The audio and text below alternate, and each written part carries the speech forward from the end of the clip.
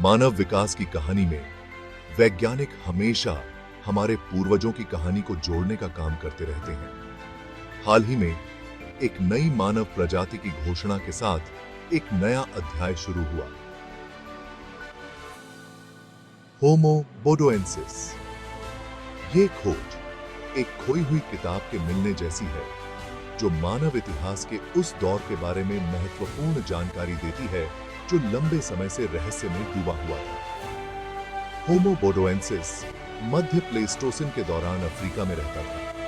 यह एक ऐसा दौर था जब जलवायु और पर्यावरण में बहुत बदलाव आए थे। यह नई प्रजाति मानव विकास के एक उलझे हुए दौर को समझने में मदद करती है और हमारे वंश की एक स्पष्ट तस्वीर पेश करती है। इस खोज ने वैज्ञानिक समुदाय में उत्साह की लहर दौड़ा दी है, जिससे शोधकर्ता पुरानी मान्यताओं पर फिर से विचार कर रहे हैं और नई संभावनाओं को अपना रहे हैं।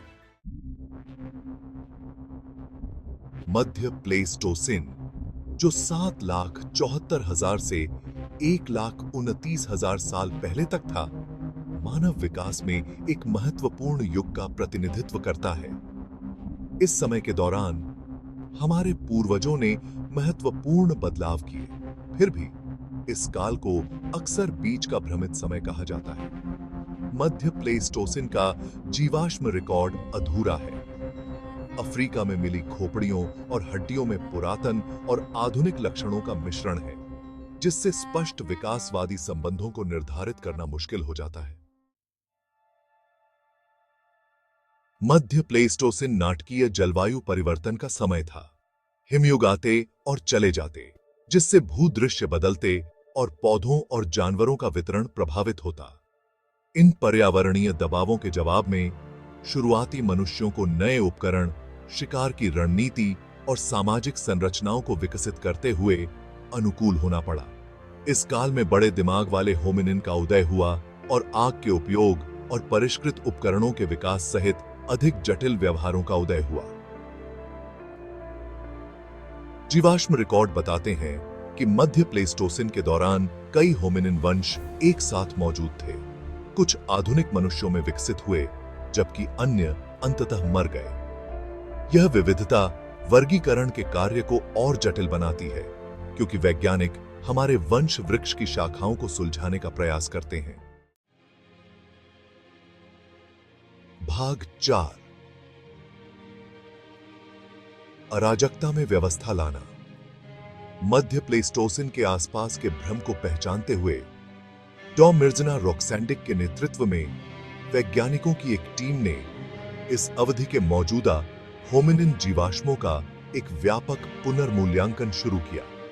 उन्होंने क्रैनियल और डेंटल मोर्फोलॉजी का सावधानीपूर्वक विश्लेषण किया, पैटर्न और भेदों की तलाश की, जो विकासवादी संबंधों पर प्रकाश डाल सके।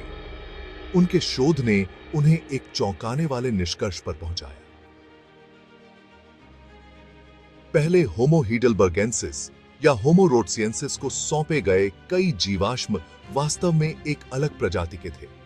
डॉ रॉक्सैंडिक बताते हैं, हमें खोपड़ी के आकार, दांतों के आकार और चेहरे की विशेषताओं में लगातार अंतर दिखाई देते हैं, जो इन जीवाश्मों को अन्य ज्ञात प्रजातियों से अलग करते हैं।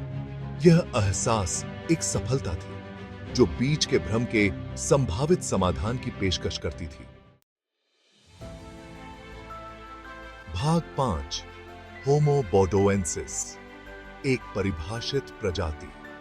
नई प्रस्तावित प्रजाति होमो बोडोएंसिस का नाम इथियोपिया के बोडोडार में एक महत्वपूर्ण जीवाश्म स्थल के नाम पर रखा गया है, जहां कुछ सबसे पूर्ण मध्य प्लेस्टोसिन होमिनिन खोपड़ी की खोज की गई है।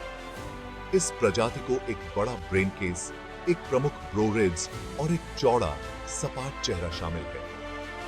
होमो बोडोएंसिस पहले के होमिनिन और होमो सेपियंस के बीच की खाई को पाटते हुए लक्षणों का एक मोज़ेक प्रदर्शित करता है। होमो बोडोएंसिस की पहचान का मानव विकास की हमारी समझ पर महत्वपूर्ण प्रभाव पड़ता है। भाग 6। हमारे अतीत का भविष्य। होमो बोडोएंसिस की खोज। मानव विकास की कहानी को जारी रखती है। नई खोजें अतीत की हमारी समझ को फिर से लिख सकती हैं। जैसा कि डॉ रॉक्सैंडिक कहते हैं, यह तो बस शुरुआत है। हमारे अतीत के रहस्यों को उजागर करने की तलाश जारी है। यह हमें यह समझने के करीब लाती है कि हम कौन हैं और हम कहां से आए हैं।